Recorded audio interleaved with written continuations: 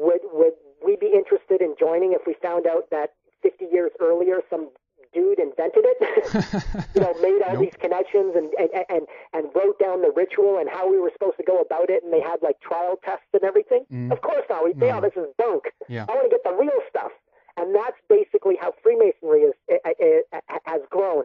It has grown through a series of repeated reinventions, mythologizing, and there are certain characters that don't appear until much later, and it's quite interesting. So people that do Masonic research always mention Hiram Abiff, the so-called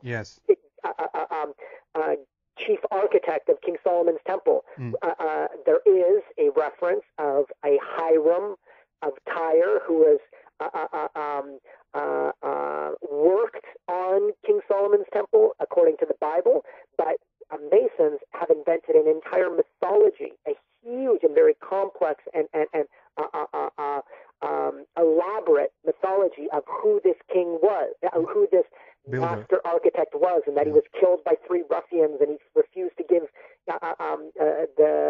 the secret word, the Mason's word, and other things, and so he was killed, and so the ritual degrees of Freemasonry, at least one of the degrees, recreates this murderous act, and then you, the candidate, becomes the architect, the chief architect of Solomon's Temple, and you're killed and raised from the dead.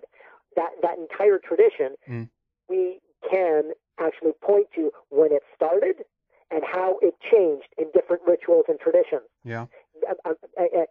Most people see Freemasonry as being this umbrella that all of Freemasonry is the same, and so they could use somebody like Albert Pike and use him as a kind of exponent of all-world Freemasonry. Right. And it's way too complex, way too many traditions, too many cultures and civilizations that have changed it, modified the rituals, whatever. Yeah. To ever think that Albert Pike, one guy from the mid-19th century backwater southern United States, could in any way be a representative of all of these different degrees and all these different things. Right, exactly. Well, I agree with you that it's more complicated than that, and it's all about, if you will, then cherry picking. But again, it's like he is venerated. There are statues here and there of him, and so I understand that the questions are there. So obviously, yeah.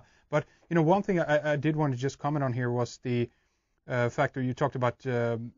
I found the reference here. Dr. James Anderson was born in Aberdeen in about 1680, and he was actually a minister in the Church of Scotland at that time. And he is, as far as I understand, then kind of responsible, if you will, for creating the Freemasonic Constitution and writing it up, and also in that regard, kind of creating, if you will, the story of Hiram Abiff, and that this was not actually something that popped up in the Gothic Constitution, which he kind of... he doesn't create Hiram Abiff, though. Another figure does. Okay. That happens a bit later. Do you know who that was? Who did that? I believe... Wasn't it Junior? Wasn't it James Anderson Jr., actually? Well, yeah, he was a minister, and that was the other thing, is that a lot of people tend to see Freemasonry and the church as being on opposite ends of the table, and the thing is that there were a lot of, and in many cases, the great pundits of Freemasonry over the last 3 centuries were, or a number of them were, ministers. Yes. The thing is that it's really Freemasonry and Catholicism that had that basically weren't bosom buddies.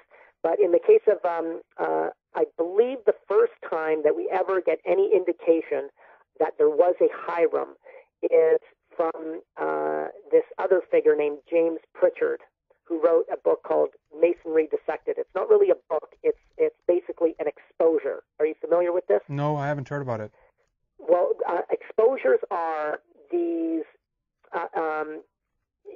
they're basically ex-Masons or that write about the mysteries and document what actually it is that Masons do. Yeah. Even today, right now, like people talk, the 33 degrees of Freemasonry and all this kind of wild stuff about the mysteries. Every single one of those rituals are online. You can read it. Yeah. They're like on the web. And they're like open for display. And already in, I think, 1747, when Pritchard writes his book, or this exposure, he basically introduces the public for the first time to this guy named Hiram, which in the earlier rituals doesn't appear. Yeah. So we know that Hiram was pretty much invented around, I think around the 1630s. I think Pritchard, it might be 1630s. My dates aren't entirely on this, but this basically, this exposure sets up a legacy of other exposures. You have a number of people throughout the last 2.5 centuries that write these accounts and then they'll present illustrations. Yes. And so I have illustrations, for instance, in my book that come out of a 18th century French exposure. Some guy who decides, you know what, I'm publishing this stuff. The public loves it. This is sensational stuff. Mozart, Ben Franklin, Washington, all these guys are Masons. What is it they do? I'm going to publish the rituals and actually provide illustrations with them. So for the most part, anybody who is diligent in the research can find out every single degree and what it is that they do, except perhaps maybe not in Sweden. As I mentioned before, you guys are very tight-lipped on your own tradition.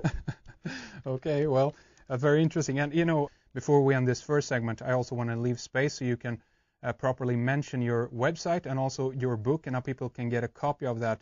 Okay, certainly. It's called The Hermetic Code. You can find it on my website. I believe I still have some signed copies available. It seems that it might not be reprinted again because the publisher was apparently fired after for publishing the book, or other reasons, I don't know. It's called The Hermetic Code, Unlocking One of Manitoba's Greatest Secrets. You can find it on my website at Frank Albo, FrankalBO.com. Thank you for listening, and it was a pleasure chatting, Henrik. Perfect. Thanks, Frank. Thank you very much for coming on, and we'll continue this soon, so thank you. That's the end of part 1 with Frank Albo, but we're going to continue with part 2 for Red Eyes members on Wednesday. And we are going to talk about the Manitoba Legislative Building. Really interesting stuff about architecture and how it connects to the Western Hermetic tradition, so don't miss that. I also want to remind you that there's a Soul Companions gathering in the States. Karen Sawyer, who we had on the show. And this is in Massachusetts on November 21st to 23rd. And Ian Crane is coming to Göteborg, Borås and Stockholm in Sweden towards the end of November to do 3 different lectures. You can find links and more information about these events on our front page, redicecreations.com, REDICE creations.com. Alright, some more Frank Albo on Wednesday for our members, and heads up on our live show that we just did with Jake Kotze. That's going to be up on the site soon. And then on Thursday we have David Livingstone with us to talk about terrorism and the Illuminati. So be well, we'll see you soon, and tell your friends about us.